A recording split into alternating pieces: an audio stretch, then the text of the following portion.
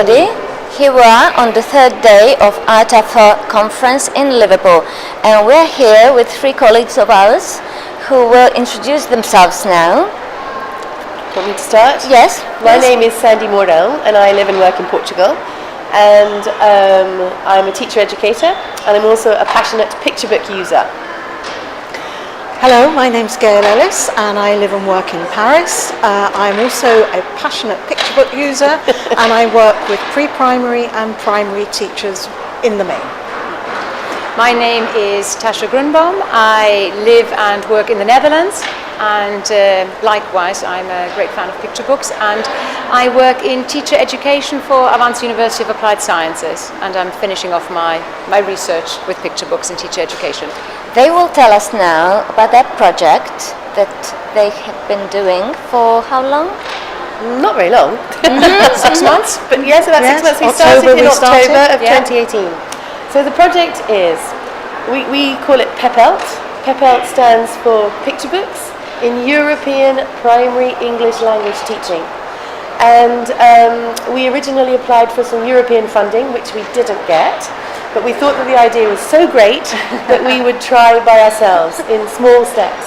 So the first small step is a Facebook page called the PEPELT Facebook page, and we have set it up so that we can reach teachers, so that we can promote the use of picture books in primary English language teaching and support teachers who are already using picture books, or encourage teachers who don't know much about it yet to have a go. So that's sort of the basic idea. Yeah. I agree. What teachers can get from your Facebook page?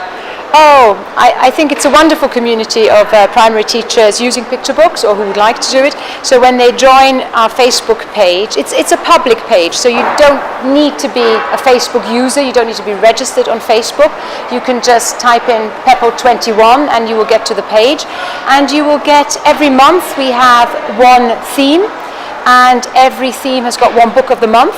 And together with Aneta Sadowska, who is not here, she is in Poland at the moment, we make 4 videos a month on this book of the month, which is aligned with our theme. So Sandy speaks about picture books as objects. Gail will discuss this book looking at the multiliteracies. I look at it of how you could use it in teacher education, primary teacher education. And Aneta actually reports on using this picture book of the month in her classes in Poland, in her primary school, and she often uses this with up to 100 children. So we have really very rich, rich collection of activities and lots of feedback from her side. So teachers who join can benefit from that, and throughout the month we also share additional books with additional teaching tips and ideas and inspiration. So that's what teachers get. How do you choose a book of the month? Well, we try to link each book of the month to a particular theme. For example, inclusion. This is the book of the month for April, related to spring. What a Wonderful World, illustrated by Tim Hopgood and based on the wonderful song made famous by Louis Armstrong. So this month, April, has a spring theme. And Earth Day, 22nd of April. That's right. Yes, exactly. So that's how we choose them. And as Tasha has said, each one of us presents the book with a different perspective.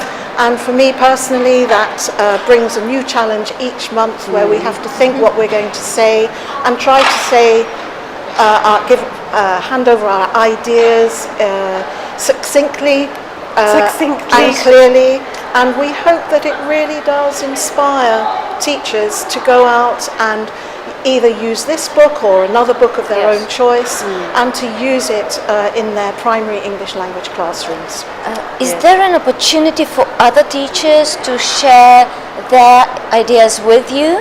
Yes, there are. They can send in their suggestions and their comments in the comment section to the They comment, and often we also ask questions in our posts. We say, what are your ideas? Do you have any books that you have worked with which are in line with the theme of the month?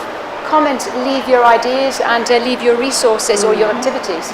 So that's really nice. Yeah, I think the feedback we're getting is that teachers are discovering picture books they didn't know about. Yes. And that's one of the main objectives really, because we want teachers to move away from, I mean, there are some fantastic picture books that everybody uses, but there are so many more, and we want the teachers to see the variety that's available to them, and also the different topics and ways that they can use these picture books in the classroom. So we're also thinking, that we're trying to sort of move away from the canon which is associated with primary English language teaching and diversify it. And I think one aspect as well, often the book selection question is a really good question, because very often teachers are insecure.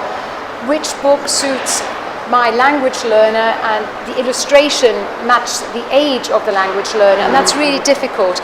And so that's why often they do stick with the books that they know or they can access easily or that are just there. And so we hope to really offer them, as you said, more variety and give them a bit of support, and saying it also, you can use this book and it doesn't matter if they don't know all the words, you can work with it in this way. And so I think that's also a very important aspect. Is there a website where people can reach you? Not yet. Not yet. That's a plan. That's a plan. That's Is it a plan? I talked about small steps. The first small step was the Facebook page. And to see if there was interest. So now, after 6 months, we have around 1,550 Wow. followers. That's We have great. quite a good reach. If we share something, we can get up in the thousands of reach. So that's really good. Some videos are viewed 1,000, 2,000 times. Some only 200 times. Just depends, timing is also a bit. But I think that's given us confidence that we are doing something that the audience or the teaching community with picture books or new to enjoys. So now next step, indeed, the website. And I think then also that will give us perhaps an opportunity to link worksheets, we were talking about that, and a little bit more of printable support. Some kind of summary of what we're talking what we've talked about during the month. So in particular, ideas from Gail, Tasha and Annette, which are very practical. Well, my ideas are practical too, but I'm not sure. Yes, but it's just they're kind of different. But yes, I think it's really important that there's something that a teacher can just click on and it's a downloadable. But I think as well that yours, because there's always this aspect of primary teachers not having enough, their skills aren't developed enough for visual literacy and reading images. So I think Sandy's contribution is so valuable because it introduces them to reading images, and I think that's really I talk about the book as a whole, so they get to understand what each part of the book is actually about and why it's there. So yes, it is important. Yeah, very special. Sounds wonderful. Brilliant. So what we want is more people to come onto our Facebook pages and like our pages and share and to start using more picture books with the children in the classroom, because the ultimate aim is to improve and make the children's language learning experience really enjoyable and memorable. And I think picture books really do help that, because they are so visually rich. Thank you so much for this interview. Thank you. You already have one member of your group. One new member of your group. That's me. Yeah. I will use picture books that you recommend and your advice. Wonderful. Thank you for joining us. Thank you. I hope you enjoy the rest of the conference. Thank you. Have fun here in Liverpool. Take care of yourselves. And hope to see you next year in Manchester. Yes. Thank you. Thank you. Thank you for watching us. Stay tuned. We're coming back with more interviews from IATEFL conference in Liverpool.